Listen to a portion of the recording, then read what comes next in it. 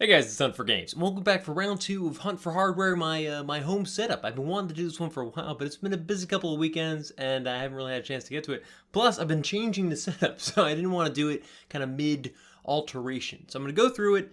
This one's going to be all about just physically what's in the room, like the desk, the arms, the mic setups, how I've got it all configured in my space, the lights, the green screen. That's why I got it back there. Normally I'd hide it away for you guys to not see, but the magic is destroyed with the Hunt for Hardware segment. So that's the green screen. I'll get to all that in a minute.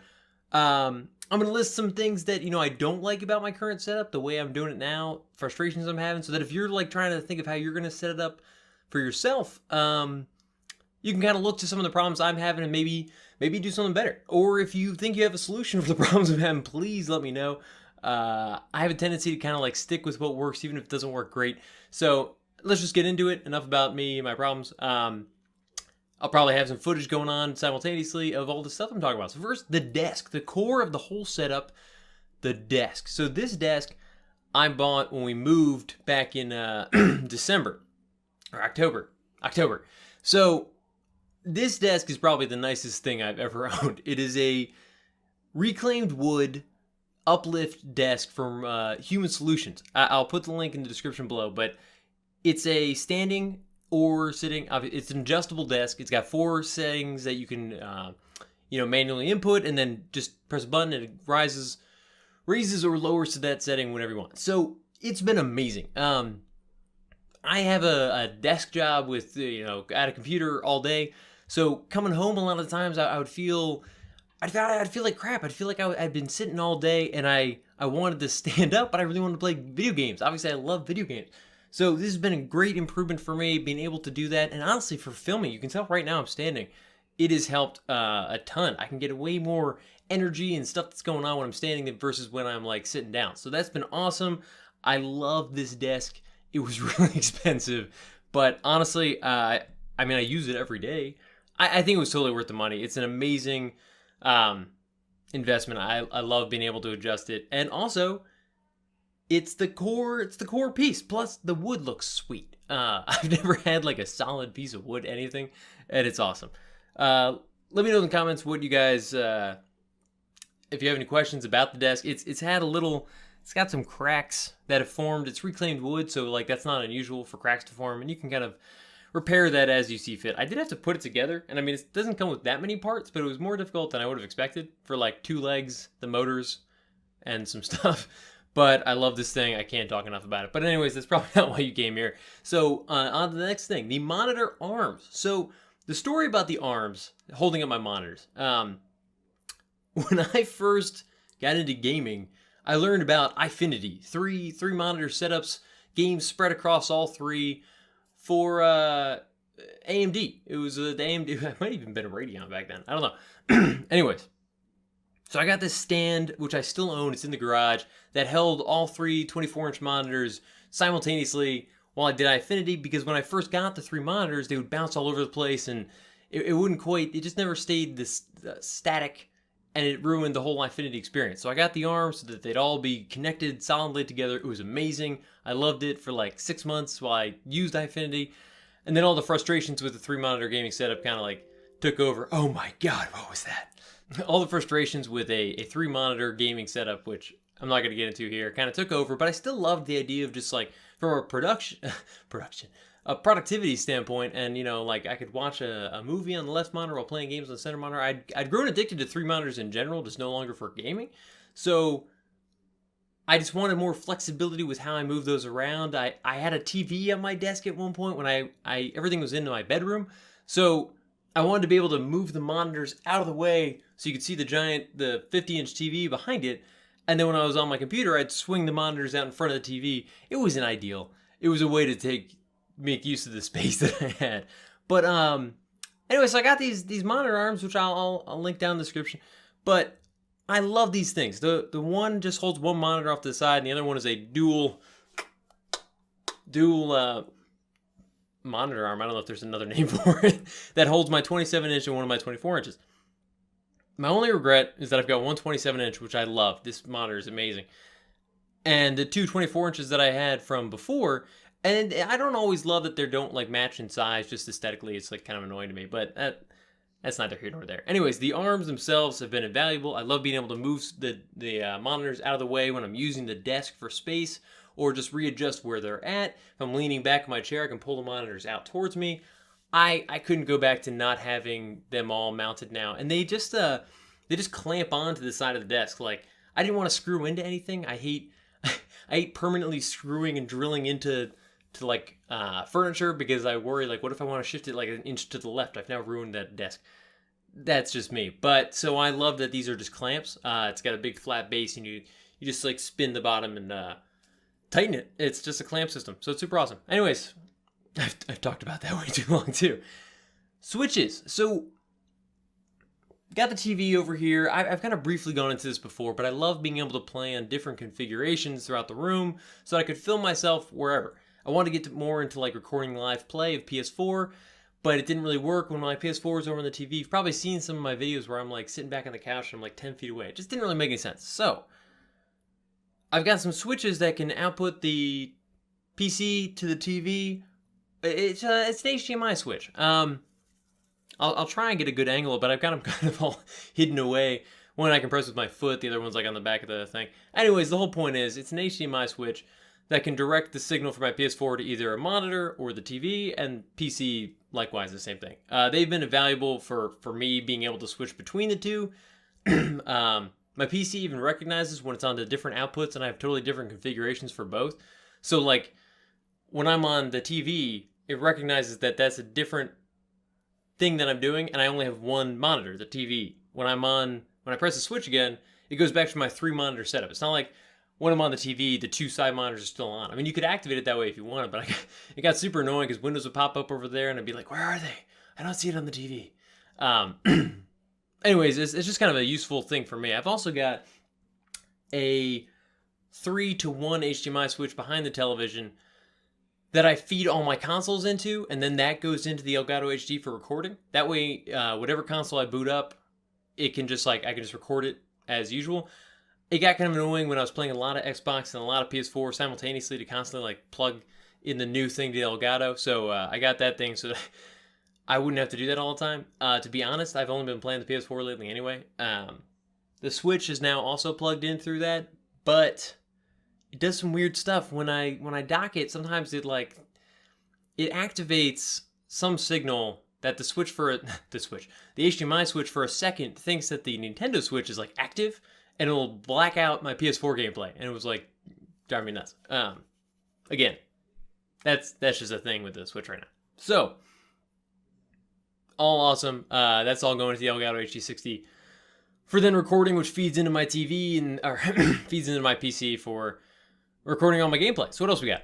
The articulating arms. These things were one of my first investments after buying my mic. So the microphone, the original Blue Yeti that I still use for certain types of recordings, has this awesome stand, but it's kind of heavy, and if you bumped the desk at all, it makes like a huge when you hit the mic, because it's a very sensitive microphone. So I bought these articulating arms. I can actually just show you this one.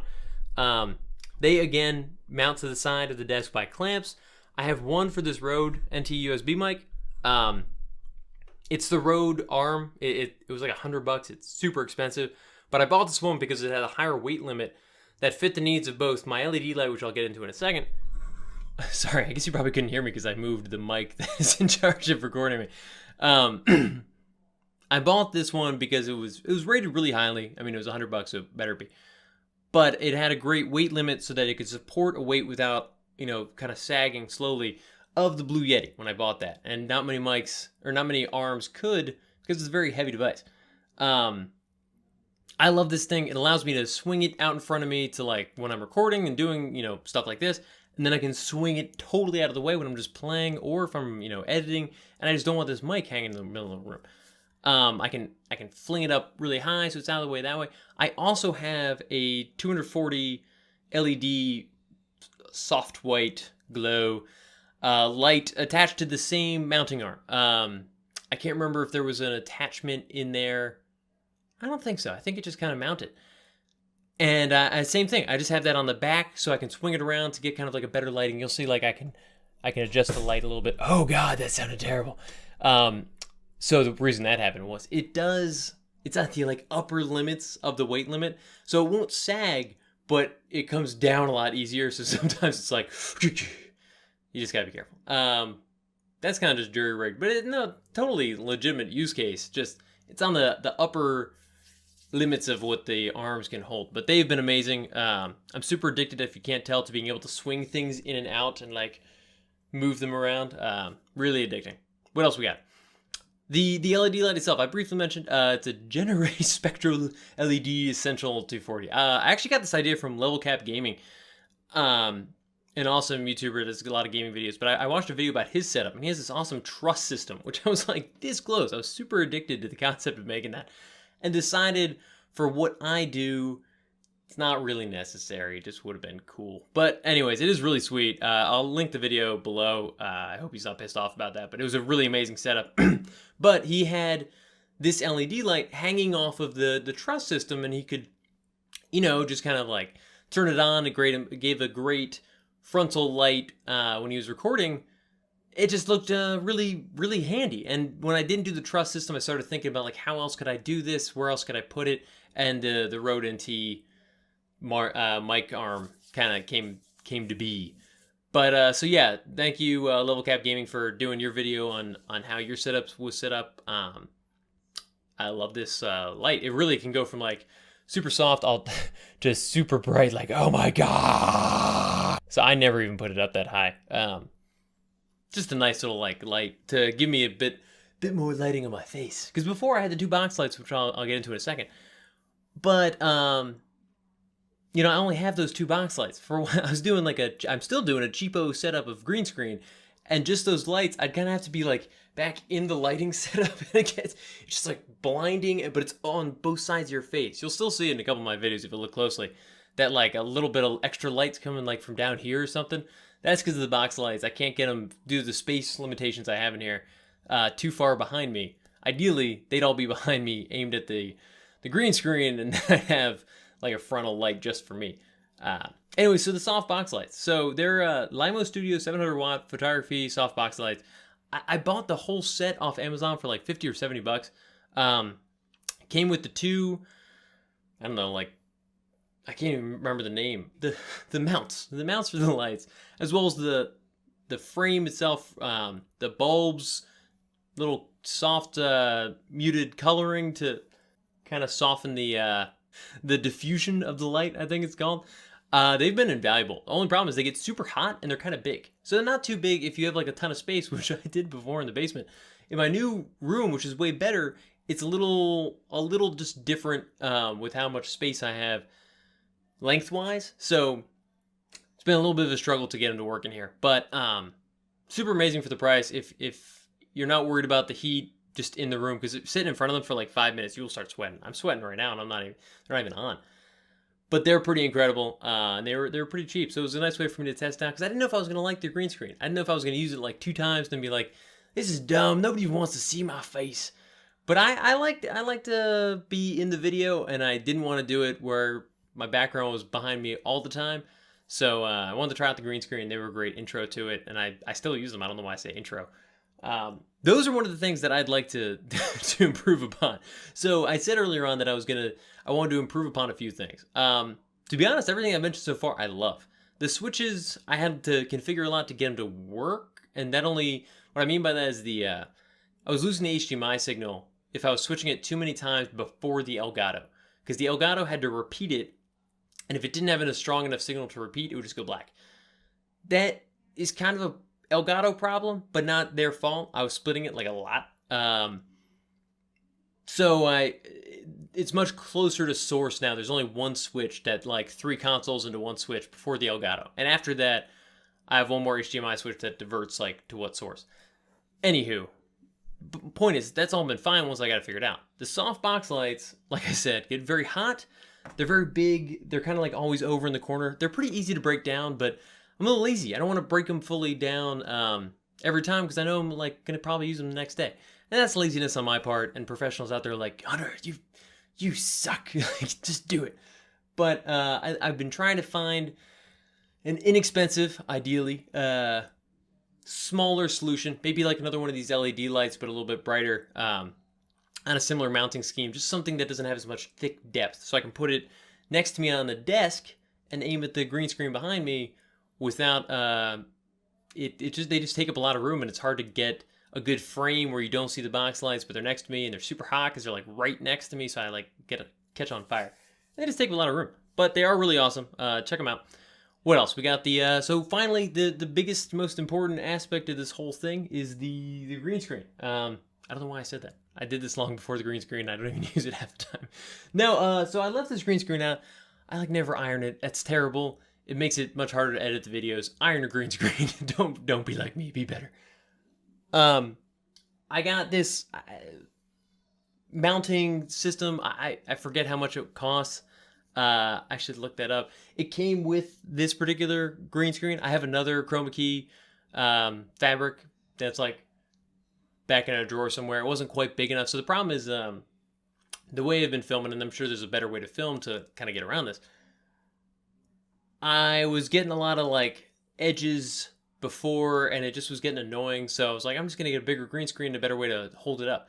So I got this. It comes with a bunch of clamps to like kind of stretch it out perfectly, which is how I get away with not ironing it, because I can stretch it just enough that it like works.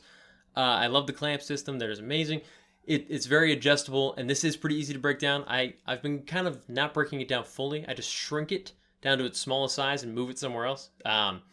But this is it, pretty much fully extended. It's very large, about as large as I could fit in this house without like it not fitting at full extension. Highly recommend it, but this is my second big problem. So see how enormous this is? Even when I shrink it down, it's much smaller. But to fully break it down, I've got to unclamp everything, fold up the fabric. I got to, undo all the little clamped things and put it away somewhere just to take it out the next day. Been trying to think of a better solution for that. Been seeing a lot of like collapsible green screens, which I'm looking into, but they're kind of expensive. They seem to be between like $40 and $80. Which isn't bad, but it's I'm not sure it'll solve my problem because they're also smaller, so I'd have to kind of ideally configure it right behind me, and I don't know how I'd get it to stay up. A lot of those collapsibles, they're like, oh, just like lean it against the wall, but my next wall is like way over there. So trying to figure that out. I might like put some Velcro in the ceiling so you can like Velcro the whole thing, just like hang it there. We'll see. I also saw a tiny one that looks like it's strapped to your chair, and it's like this big. And it's basically supposed to go just around your face. It's actually for businesses, it looks like, to have a better like conference call, background, so you don't have your house in your background. But one's green, and it could totally be a green screen too. So we'll see. Trying to come up with that solution. But as I panned across, you probably saw a bunch of the peripherals I have. I want to go into detail with all that, but honestly, it deserves its own video. So I think I'm going to call it there for what's going on. That's pretty much how like the physical recording setup. Next video will probably be the peripherals, and then I'll follow it up with the computer itself, the recording computer. So that used to be my i5 Intel recording computer and gaming computer. I don't know why I call it my recording computer. Just 2 weeks ago, built a Ryzen 1600X PC. So I'll kind of go into detail about what it was before. That'll give me a little bit of time to experience the Ryzen, kind of talk about the pros and cons of each system. Let me know in the comments any questions you had about this whole setup. What you'd like to know a little bit more about. I don't know, any suggestions you have for ways I can improve this. I'm sorry about my cabling.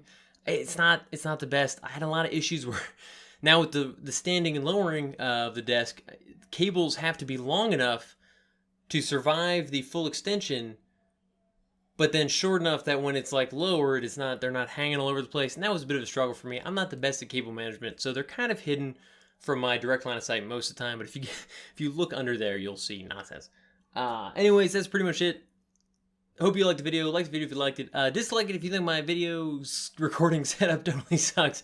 I work with what I have. It's still a work in progress. Obviously, this is still totally a hobby, so I gotta be careful with how much I invest into it because there's not really a return. But I love doing it, so I constantly am trying to upgrade stuff. But yeah, my latest thing, green screen, trying to think of how to upgrade that to make it a little bit easier in general. That and the lighting of the green screen itself. So hope that answers you guys' questions about my recording setup and this week's Hunt for Hardware segment. So I'll hope to see you back for the next one, and thanks for watching. As always, guys, thanks for watching. If you haven't already, you should totally think about subscribing. I've got videos coming out twice a week, and if you like this one, there's at least a chance you'll like some of the others that are very similar to this, so live dangerously. Let me know what you guys thought about the video in the comments and other videos you'd like to see. And finally, follow me on Twitter, Instagram, and Huntin for Games to keep up with all the latest stuff. See ya.